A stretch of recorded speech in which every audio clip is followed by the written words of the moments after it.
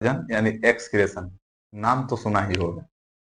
उत्सर्जन कहने का मतलब होता है कि हमारे शरीर में कोई भी वैसा अपशिष्ट चीज हमारे शरीर में या कोई भी लिविंग ऑर्गेनिज्म हो, तो उसके शरीर में कोई भी वैसा चीज जो कि अपशिष्ट हो, यानी उसके शरीर में कोई यूज उसका नहीं हो, उसको बाहर एक्सक्रिएट कर देना यानी बाहर निकाल देना उत्सर्जन कहलाता है। उत्सर्जन जो होता है वो प्लांट में भी हो सकता है और एनिमल में भी हो सकता है। अगर हम बात करें कि प्लांट में एक्सक्रिएशन यानी एक्सक्रिएशन इन प्लांट्स, उत्सर्जन जो होता है वो पौधों में भी होता है।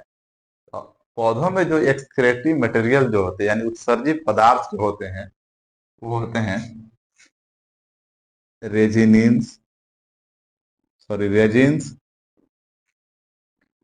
टेनिन्स और गम्स। रेजिन्स का हिंदी रेजिन्स ही होता है और टेनिन्स का हिंदी टेनिन्स ही। गम्स का मतलब होता है गोंद। गोंद आप लोग देखे होंगे, जो पौधे के स्टीम वगैरह से जो है वो जो है प्रोड्यूस होते हैं गम्स, जिसे हम लोग लासा भी कहते हैं। लेकिन यही बात करें कि एक्सक्रेटरी मटेरियल या बात करें हम एक्सक्रिएशन इन एनिमल्स, यानी मनुष्य जानवरों में भी जो है उत्सर्जन होता है।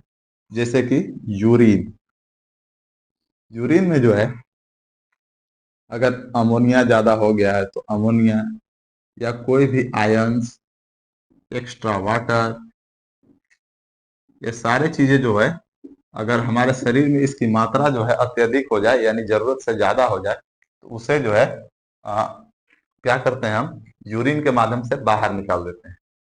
यानी हम ऐसा कर सकते हैं कि हमारे शरीर में जो है जिस चीज की जितनी मात्रा की आवश्यकता होती है उतना ही रहता है, बाकी चीजें जिसकी आवश्यकता नहीं होती उसे एक्सक्रिएट कर दिया जाता है, निकाल दिया जाता है।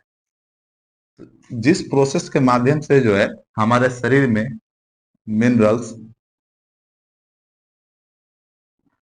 वाटर,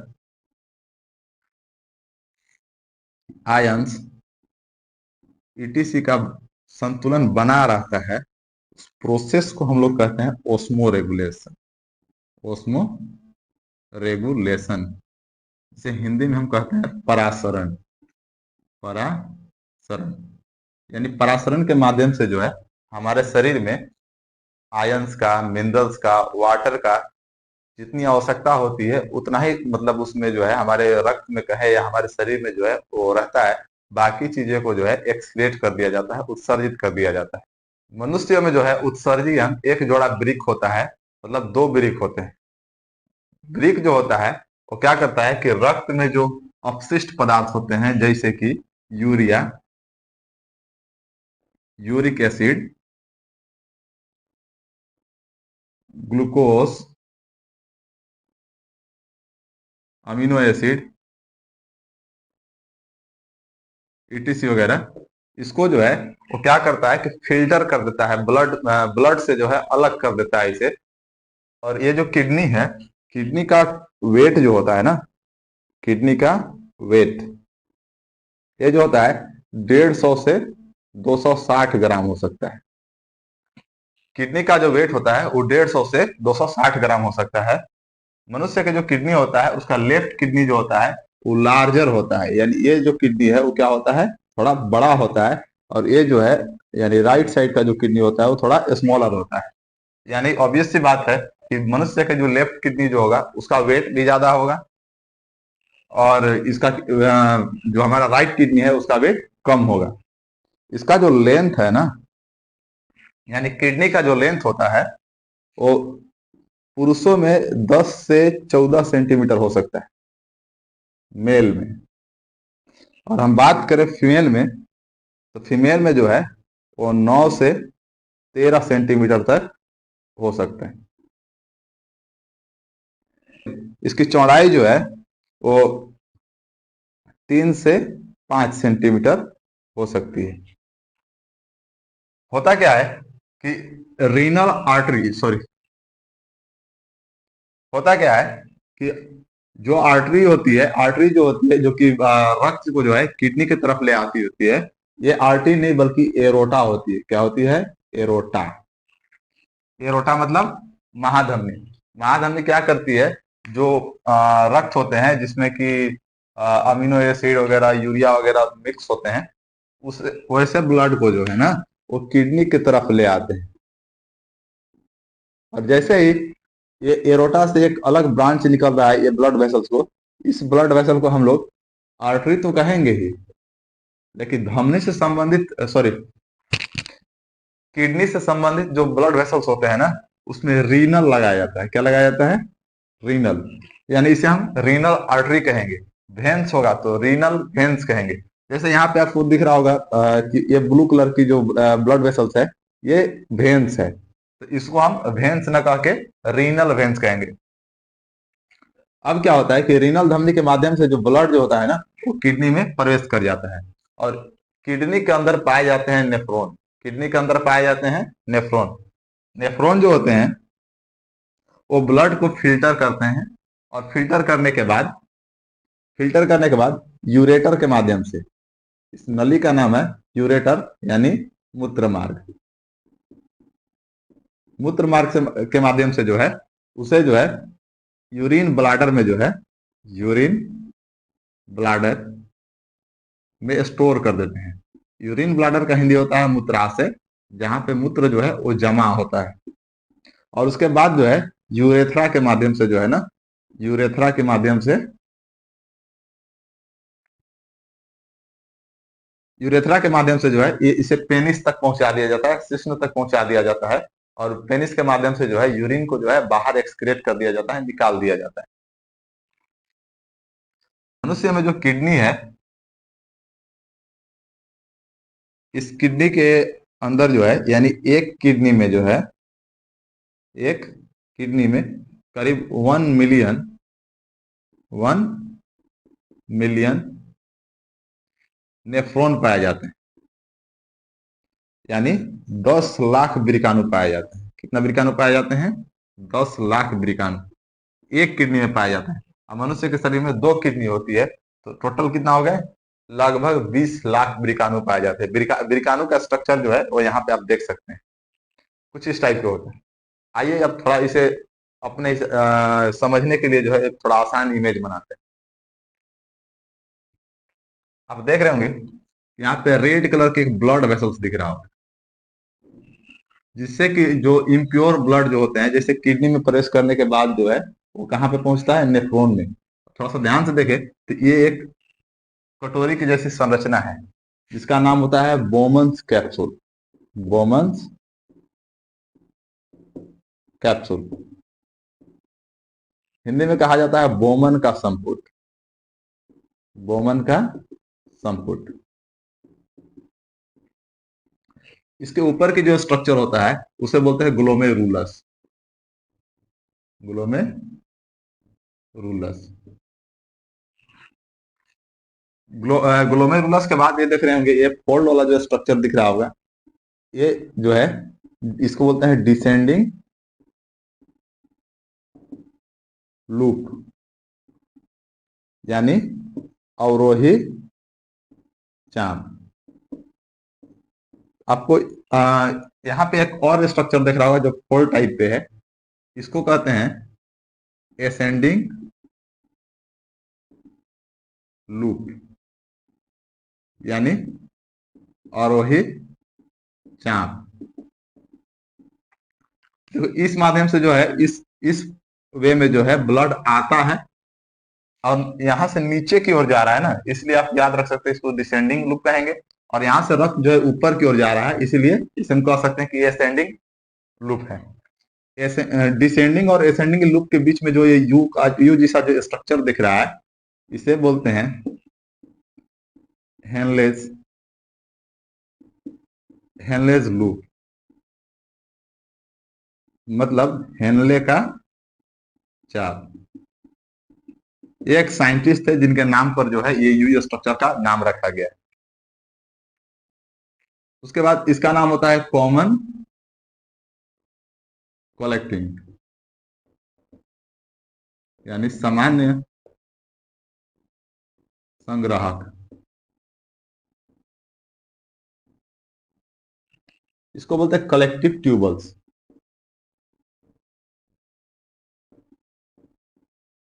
यानी संग्राहक नालियां। इसमें संग्राहक नालियां देखे तो आप काउंट कर सकते हैं, 1 2 3 4। कोई जरूरी नहीं कि 4 ही रहे, इससे अधिक भी हो सकता है। होता क्या है कि जैसे ही ब्लड जो होता है वो किडनी में प्रवेश करता है, तो ये जो रेड कलर के आपको जो ब्लड वेसल दिख रहा है, ये कहीं ना कहीं आर्टरी ही होगी। आर्टरी के माध्यम से रक्त जो होता है वो ग्लोमेरुलस के पास पहुंचता है। ग्लोमेरुलस के पास जैसे ही रक्त पहुंचता है, सबसे पहले यहाँ पे रक्त को जो है ना, वो फिल्टर किया जाता है, निस्पंदन किया जाता है। और निस्पंदन किया जाएगा किस चीज का? तो रक्त में जो यूरिया है, यूरिक एसिड है, ग्लूकोज है, अमीनो एसिड है, ये सारी चीजों को क्या किया जाता है? फिल्टर किया जाता है। तो फिर obvious सी बात है कि फिल्टर वही चीज होगी जो लार्जर मोलिकुल होगा, यानी बड़ा साइज के अणु होगा। तो बड़े साइज को एक के जो अणु होते हैं उसको यहाँ पे फिल्टर कर दिया जाता है, निस्पंदित कर दिया जाता है।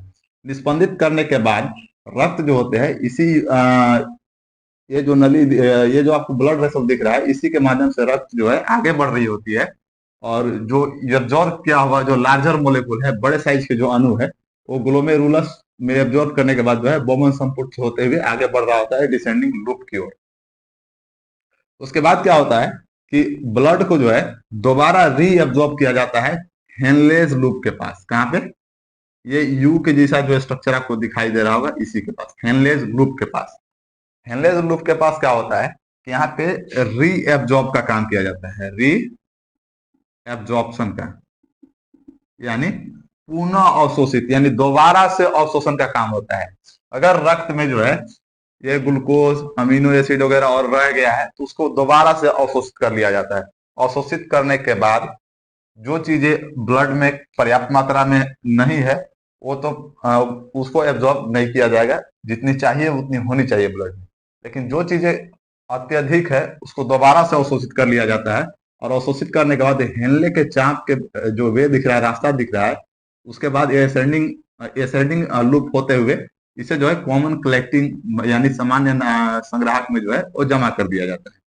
और जो प्योर ब्लड होता है, जो कि शुद्ध होने वाला हुआ जो ब्लड होता है, जो ब्लड जो होता है फिल्टर हो चुका होता है, वो जो होते हैं इस आर्टरी इस ब्लड वेसल्स के माध्यम से जो है वो फिर से जो है हमारे शरीर में चला जाता है।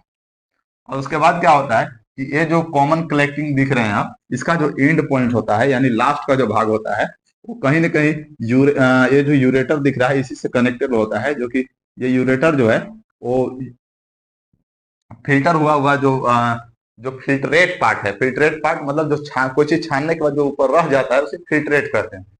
यानी जो extra urea, uric acid, glucose, amino acid, ये सारी चीजें जो है जो कि हमारे रक्त में अवशिष्ट के रूप में थे, उसे जो है ये जो है यूरेटर के माध्यम से जो है इसे मूत्राशय में जो है वो जमा कर दिया जाता है। ऐसा नहीं है कि सिर्फ यही, अगर हमारे शरीर में जो एक्स्ट्रा वाटर होता है ना, मतलब अतिरिक्त जल, कुछ जल पसीना के माध्यम से निकलता है और कुछ जो है यूरिन के माध्यम से निकल जाता है। तो जो एक्स्ट्रा वाटर होगा सो, और जो फिल्ट्रेट चीजें होंगी जैसे कि urea, uric acid, glucose, amino acid वगैरह, बहुत सारी ऐसी चीजें हैं, कैल्शियम वगैरह भी होती है, मैग्नीशियम वगैरह भी होते हैं। तो सारे चीजें जो होती है वो हमारे यूरिनरी ब्लाडर में जो है वो एब्जॉर्ब हो जाता, सॉरी जमा हो जाते हैं। और समय समय पर जो है यूरेथ्रा के माध्यम से जो है उसको पेनिस तक भेज दिया जाता है। हमारा जो यूरिनरी ब्लाडर है इसका मात्र कैपेसिटी होता है 150 ml। यानी हमारा जो यूरिन ब्लाडर है उसका कैपेसिटी 150 ml ही होता है। वो उतना ही यूरिन को जो है वो स्टोर कर सकता है, उससे ज्यादा स्टोर नहीं कर सकता है। ये जो यूरिन है इसको ज्यादा देर स्टोर करने से यानी अत्यधिक स्टोर करने से क्या होता है कि ये जो यूरिन जो होता है ना, जब आदमी एक्सक्रेट करता है, निकालता है, तो उस समय जो है ना ये बहुत ज्यादा महकता भी है। ये यूरिया हमारे शरीर में जो है प्रतिदिन, यानी एक दिन में जितना पेशाब इंसान निकालता है उस पेशाब में जो है लगभग 26 से 43 ग्राम, 26 से 43 ग्राम पर डे जो है ना, पर डे यूरिया जो है इंसान जो होता है पेशाब के माध्यम से बाहर निकाल रहा होता है। ये यूरिया जो है हमारे खेत के लिए तो लाभदायक होता है, लेकिन हमारे वायुमंडल में पहुंचने के बाद क्या होता है कि ये जो यूरिया है ना, ये बदल जाता है अमोनिया में। और अमोनिया जो होता है ना, वो हमारे लिए खतरनाक होता है। अगर किसी दीवार पे बार बार प्रतिदिन अगर अमोनिया फेंका जाए ना, रोज के रोज अगर उस पर फेंका जाए और एक रेगुलेटरी मेंटेन किया जाए, तो जिस दीवार के जिस हिसाब से यूरिया सॉरी अमोनिया को फेंका जाएगा, तो दीवार जो है आने वाले 2 4 10 महीने में, साल में, 10 साल में, वो दीवार वहां जहां जहां अमोनिया पड़ा है उस जगह से जो है धीरे धीरे कमजोर होते जाएगा। और यहाँ तक कि अगर ये रेगुलरिटी मेंटेन किया जाए तो दीवार टूट भी सकता है वहां से। ये इतना खतरनाक होता है और ये बहुत भयानक महकता भी है। उम्मीद करते हैं कि आपको जो है वो किडनी का फंक्शन समझ में आ गया होगा, और साथ ही साथ नेफ्रॉन का भी, कि नेफ्रॉन में जो है किस प्रकार ब्लड फिल्टर होता है, और यूरिन का निर्माण यानी मूत्र का निर्माण जो होता है किस प्रकार होता है, ये आपको समझ में आ गया होगा। अगर मान के चलिए हमारे शरीर में जो 2 किडनी है, अगर एक किडनी खराब हो जाए तो क्या होगा? अरे भाई, दोनों किडनी जो होता है वो बराबर ब्लड फिल्टर करता है। जितना एक किडनी अकेले 24 घंटा में ब्लड फिल्टर करेगा, दोनों मिल के भी उतना ही करता है। यह नहीं है कि दो रहेगा तो ज्यादा ब्लड फिल्टर करेगा। एक रहे या दो रहे, बात बराबर ही है। लेकिन इनकेस कभी ऐसा हो जाए कि दोनों किडनी खराब हो जाए, तो दोनों किडनी खराब हो जाए तो एक ही उपाय है, किडनी ट्रांसप्लांटेशन।